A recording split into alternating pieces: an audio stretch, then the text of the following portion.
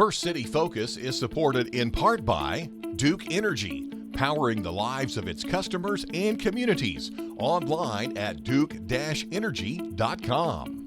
Good Samaritan, a regional healthcare center offering a variety of services from primary care to same-day joint replacement surgery and more. Good Samaritan online at gshvin.org. Colonial Assisted Living. Colonial is an assisted living residence, promoting independence and dignity for each resident while providing the necessary assistance for daily living. Colonial Assisted Living, 1622 South Hart Street Road in Vincennes, 812-895-1504. And by WVUT viewers like you. Thank you. Thanks for tuning in to First City Focus. I'm your host, Allison Bowers. On this episode, we'll get details on the upcoming Knox County 4-H Fair. We chose our winning submission of the America 250 Youth Documentary Competition. See the video and a glimpse into our premiere event. And an Oakland City Festival is celebrating their 60th annual event this year. We'll talk with an organizer about just how much sweet corn you can expect at their celebration. We have these stories and more right now on First City Focus.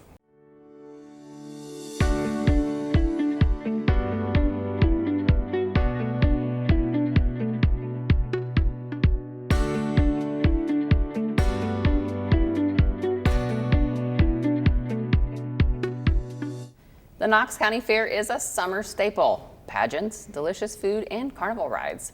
But what is the backbone and the origin of the fair? Here to tell us more about the 4-H Fair are Andrea Chadden and Sarah Jane Hope. Thanks for joining me, ladies. You're very welcome. So tell me, what is 4-H? So it's an organization. Purdue University is the collaborator of that, and 4-H stands for Hands, Heart, Health, and Your Head. Kids can exhibit anything from livestock to gardening, craft projects, even building Legos has become a big, and farm scene. Those are the two big ones. Legos and farm scene are big. Great way for kids to build confidence and responsibility. Okay. And what is the open class, Sarah?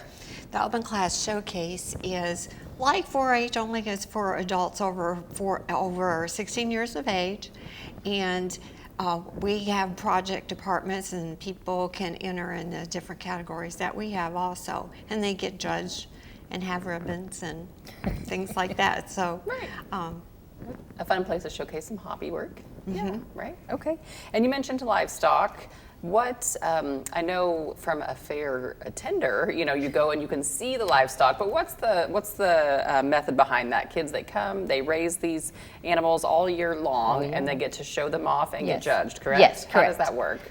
So there are llamas and alpacas, horses, sheep, goats, swine, pigs, and cows and dairy. And so the llamas have a little bit of a more fun type to it. There's a pack show, and they kind of put packs on them and have to run through the obstacle course, and the kids like that. We are having a costume contest this year with all species. You can bring your animal and dress it up. So like, I think my niece is going to be Glinda and Elphaba from Wicked. And so there are all kinds of things out there. We've seen some really cute on YouTube's or whatever, but that's something. But the kids work really hard at raising these animals and then come and get to show them off. And they all work for that banner, that big banner that says Grand Champion. So yeah. And you have a new carnival company coming this year, correct? We do have a new carnival this year, Lures Ideal Rides. It's the same carnival company that's at Sullivan Corn Festival. We've worked for a year trying to get them here, and so we are very, very excited. Great carnival, clean. It is going to be outstanding. So. Okay, and what are the dates of the fair this year? July 27th through August the 1st. Monday night is opening night, but the carnival will not run on Monday, but they grand opening on Tuesday, $30 armbands on Tuesday, Wednesday, and Saturday, and then Thursday and Friday. Thursday is Kitty Day. All rides take one ticket, and then Friday is Buddy Night. 2 people ride for the price of 1. So you can buy your armbands in advance. They're $20, and you can get on the fair website, and there's a link there that allows you to do that. Or we'll be at the Farmers Market July 11th and 18th, and you can buy them there as well. So. Okay, awesome. And it is, for those who don't know, it's always at the Bicknell Fairgrounds. Bicknell Fairgrounds, yeah. Right, and that's the Knox County Fair. What are the grandstand events you have scheduled for this year? Okay, so Monday night we always kick off with the truck and tractor pulls, and that'll start at 6:30. With the tractors, we'll do antique first, and then the big stock trailer or tractors, and then we'll move on to the truck pulls. Tuesday night we're trying something different this year. It's called a ranch rodeo. It's a little like a normal rodeo, but it's more of a team competition. There's some roping, barrel racing, and it's kind of a team competition. That's Monday. Tuesday is the ATV rodeo. It's just like racing barrels with horses, only you can use a motorcycle, a side-by-side, a golf cart, zero-turn lawnmowers this year. We've added that category. So it's really kind of fun to come watch them. Yeah. It really is. And then on Thursday is our annual pig pinning. That's a big event. Kids try to get that pig from the mud. And I think it's more of a mud thing than it is the pig, Right. but they enjoy it. And then Friday is our junkyard racing, and Saturday we end with our big demo. So. Okay, and what night is the pageant? Monday night is the Queen pageant, and it is in the VU Pavilion, and it starts at 7 o'clock. 7 o'clock. Okay, and how many girls do you have participating this year? I believe we have 7 competing this year. Okay, So. and for those watching, do the girls have to be members of 4-H to participate? Yes, they're in that, supposed right? to be members of 4-H to participate. Right. Yes. So that kind of, closes it in, and it It kind of does. makes them more about 4-H and their Yes. service and the years that they've put in Yes. and things like that. And then that winner goes on to compete with. For the Miss Indiana State Fair, yes. Right. As well as the projects, right? If Right. someone wins the county, grand Yes. champion here on a project, say photography, Yes. whatever, food, it can go on to the state fair. Go on to the correct? State Fair, yes. Yeah. And there are some you don't have to necessarily get grand champion. There are some that are special merits, and they get to go as well. So. Yeah, and that's a big opportunity for kids. I mean, I think that getting to see their project and then compete with other kids from At all the around state. the It's state. kind of fun for them to get to see it at the State Fair. Yes. Right, and that's Yes. kind of a different way because you have sports teams and athletic teams that get to go compete with other. But Right. if you're not a sports kid, or if you focus more on something like a project, Yes. it still gives you the opportunity to compete It does. at the state level. It so. does. And there are some kids that are really serious about that. Yeah, as they should be. Yes. As they should be, right? So the fairgrounds are really large, and I don't, if someone's watching that hasn't been there, that's a lot of work year round. How much work does it take to put on this fair? A lot. A lot. I mow the grass. So. I see you. There's lots, and we've done lots of improvements this year. They've built a new cattle barn, and they're still finishing it. It has been a wet year, and last year was a wet fair, so there's always washes to fill in or things to do. We've put new roofs on an industrial building. All 3 food booths have new roofs. There's always electricity. There's always something to be doing. So, Right. Now, Sarah Jane, these projects these adults submit for the 4-H open class, are they working on these year round? Are they having club meetings like regular 4-H? How does that work? No, people don't have regular club meetings for this, although some of the ladies and men actually belong to things like the home ec clubs, and so they meet. But they work year round because they submit projects like quilts and dresses and. Right, things that take some time. Right. And then photography, all of those. Right. and you raffling off a quilt. We are. We're raffling off a quilt. And my voice is going strange for some reason. We're raffling off a quilt on Friday night at the fair. Okay. That was made by the Quilters of the Wabash Valley. Okay. And the tickets are $5 or $5 for $20. Okay. We also have activities going on in our building too. We have demonstrations and we have Kitty Day activities. Yes. Okay. And classes. Yeah. So lots of activities in our building, and we're in the C. James McCormick Event Center. Okay. Yes, because there are, lots of buildings and lots of different Yes. things going on every night, not just the grandstand Right. events. And then, what's the price to get into the fair? It is $5 a person, and the kids that have 4-H get their passes. So Wednesday night is Watermelon Night. Ileana Watermelon Association has sponsored that, and they have provided everybody gets in free on Wednesday night. Oh, So- wow, that's a great deal. So grandstand events are free. So you pay $5 to get into the fair. Grandstands events are free, except Friday. You get in free Saturday, and the demo you have to pay to get in the demo then. So Right. Okay. Anything else you want anyone to know about the upcoming fair this year? come on out. It's going to be a great fair. We are so excited. This is going to be a great carnival. I can't promise great weather, but it's got to be better than last year. I was going to say the weather. People come out though. They don't care. They don't They care about the weather. absolutely do. Yeah. Hide under a tent for a little bit, and out they come when it quits. So. Yes. Well, And thank I you both for wanted to joining me. add that in the open class showcase, it's open class, so anybody in the surrounding counties, even over in Illinois, can exhibit in the open class. It's just $1 per exhibit. There's 12 different departments that people can exhibit in, so there's something for everyone. That's awesome. Yeah. Okay, well, thank you guys. Here's to hoping for cool weather for the entirety of the fair week, and you can keep up with the Knox County Fair updates on their Facebook page. On March 3rd, we announced that we were hosting our American 250 Youth Documentary Competition for high school students in our viewing area. Airing now for the first time is the winning submission by Lincoln High School student Braylon Mrozik.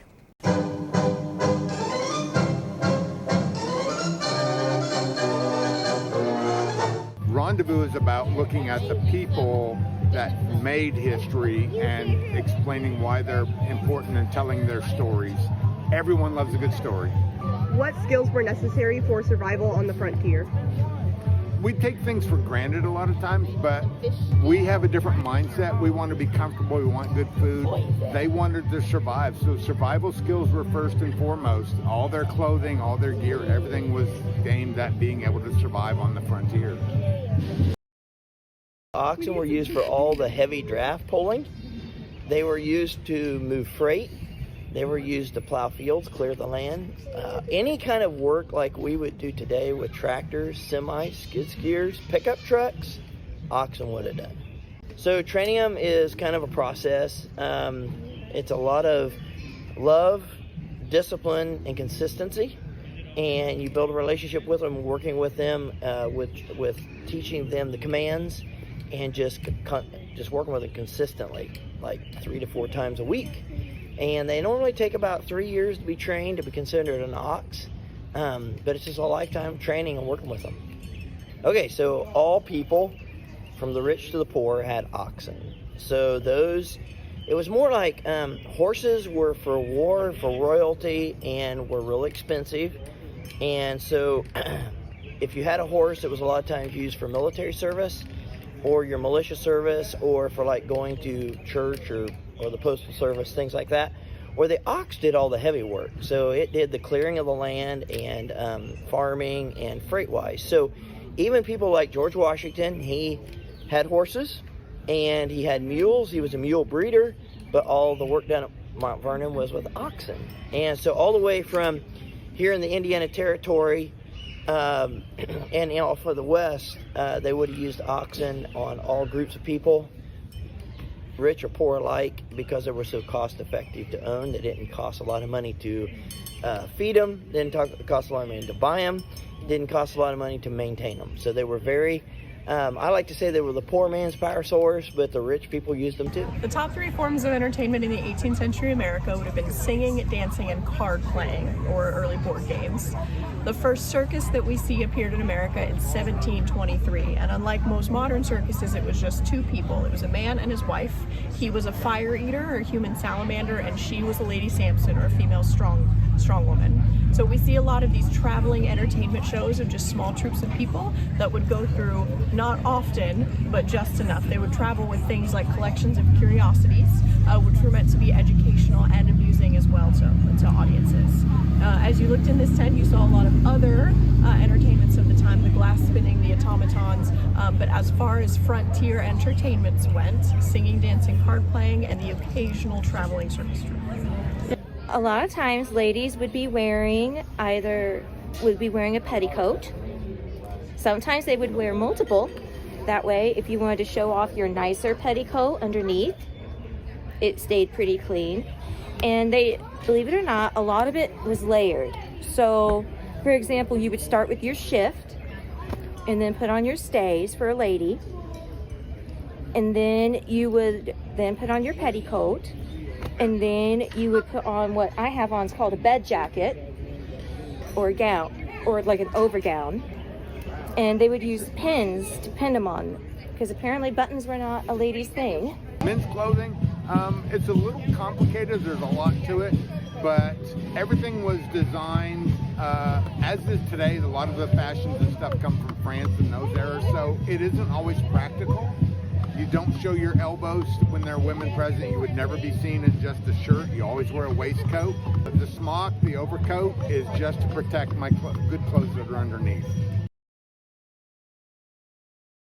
So we had an America 250 youth documentary competition. We encouraged high school students to create documentaries about where they were from, their hometowns, and how the how the American Revolution happened to their town. And we have so thankful that the winner is here today, and that her name is Braylon Rosick, and she is our winning documentary. We're going to watch that. And they normally take about 3 years to be trained and considered an ox, but it's just a lot. Braylon, you want to come and get your prize? Tell everybody what it is. It is a DJI Osmo Pocket 3, and congratulations. Thank you. You did a great job. Yes, thank you. It was about a week before we started Rendezvous, and we were just working on the grounds, and my mom brought it up to me, and I wasn't really interested in the reward, but it was just something that was fun to do.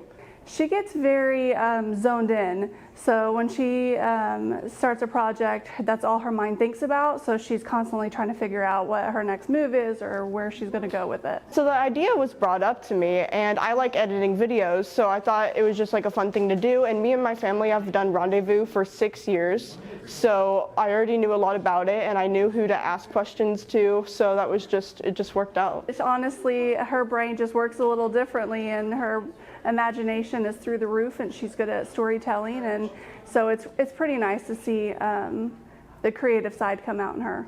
I was working at the booth most of the time because I still volunteered, and then I would just go around whenever people had breaks, and I would make sure to interview them.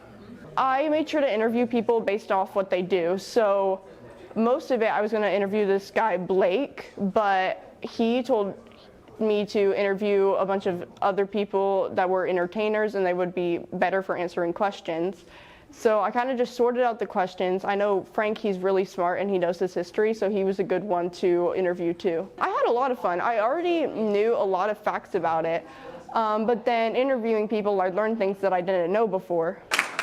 It's really exciting. I know this is something she really enjoys, and so to see it pay off, and it kind of gives her a boost in her confidence, so definitely something that I think she'll want to do something bigger than this later on. I was so excited. I didn't actually think I would win, and I had a lot of doubts about what I made, but when I got the email, I was so excited, and I ran to tell my family. It was just really good. Actually spoke with Braylon and her family later that weekend, and they told me she was already out practicing her video skills with her new camera. Congratulations again, Braylon. Traditions are passed down year by year between family and friends, but all traditions have to start somewhere. In 1966, Oakland City decided to start a formal celebration and center it around sweet corn. Here today to talk about the 60th year of this festival is Sue Leffler. Thanks for joining me, Sue. Thanks for having me. So tell me about the Sweet Corn Festival.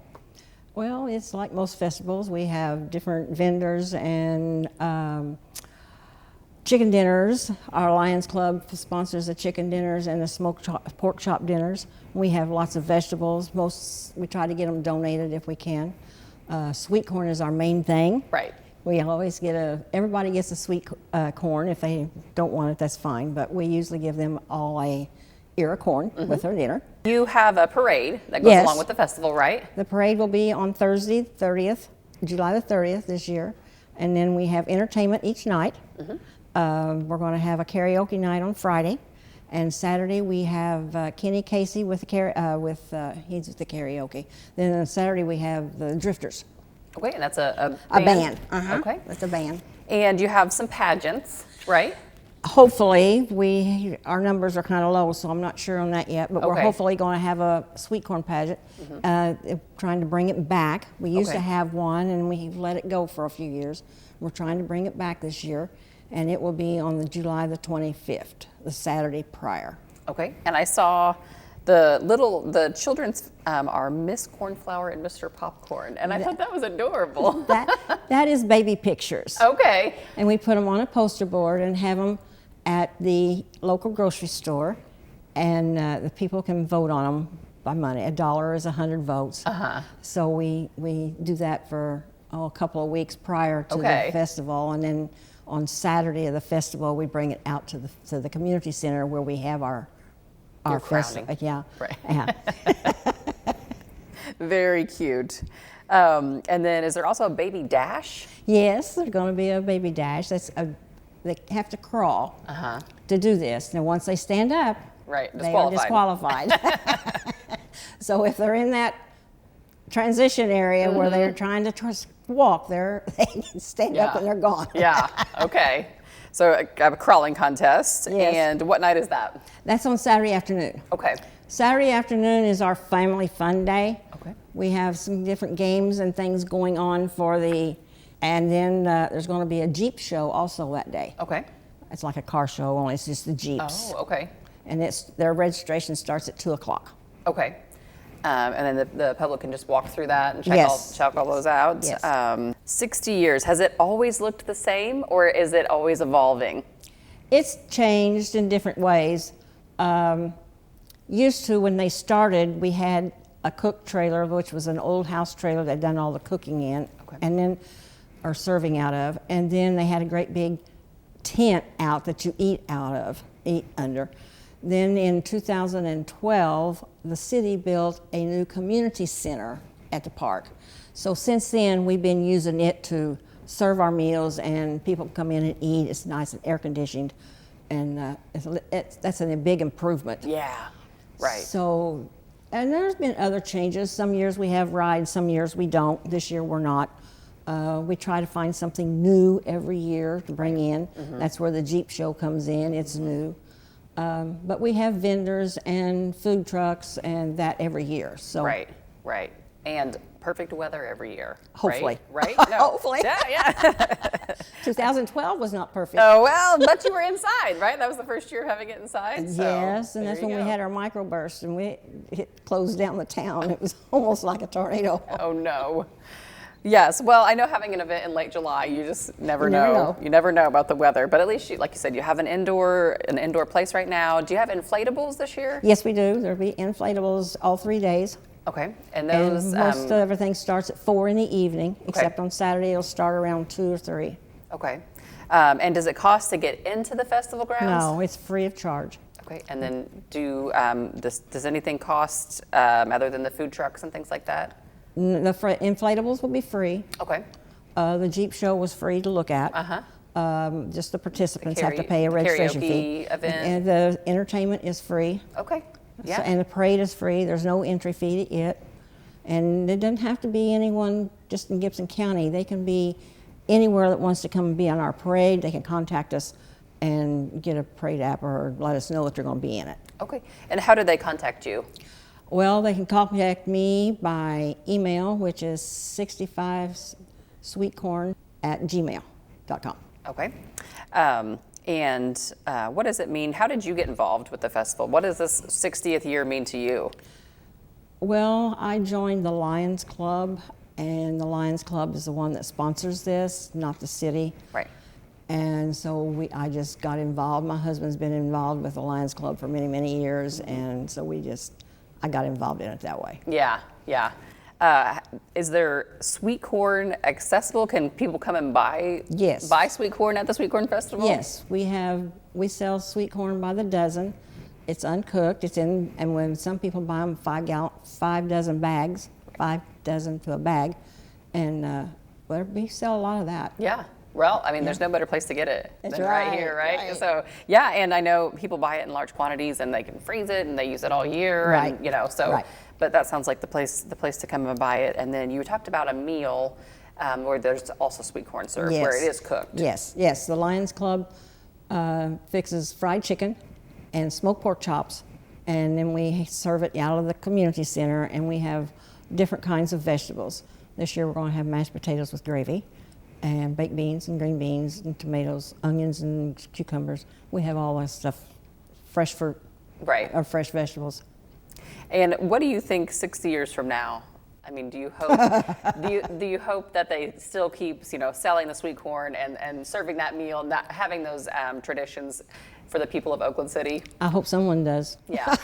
Yeah. I don't think I will. I know the festivals are a lot of work, but I think I enjoy them. Right, and it gives the town something, Yes. I think that all festivals have a good purpose, and it helps pass on the traditions, and it gives us memories. I have memories of where I'm from and the festivals that we had, and you hope that they continue to go on for the future generations. Yes. So there's people in town that live for it from year to year. They can't wait. Yes. So thank you for joining me, Sue. Thank you for having me. I hope you have a big turnout and perfect weather for the Sweet Corn Festival this year. Thank you. Once again, to check out the information on the parade and the festival, check out the Oakland City Sweet Corn Festival Facebook page. You may remember a First City Focus episode from 2025 where I interviewed Haley Robinson, the host of Finding Festivals. She came to Vincennes from Toledo, Ohio to make episode 1 of the second season. Well, season 2 just premiered, and Haley came back to Vincennes to share it with our community. From the classroom to the Broadway stage, this story has been told many times, but now we're hearing it from the Midwest. On this episode of Finding Festivals, we're blasting back in time to the Revolutionary War to learn how a ragtag army of volunteers, led by George Rogers Clark, shoot their shot. Which was not a very gentlemanly thing to do. Discuss how one document abolished slavery. And they have no idea. And explore the history of the United States military during the Spirit of Vincennes Rendezvous. You can watch season 1 of Finding Festivals here on WVUT. For our entire schedule, visit WVUT.org. That's all for this edition of First City Focus. For everyone here at WVUT TV, I'm Allison Bowers. Join us again next week.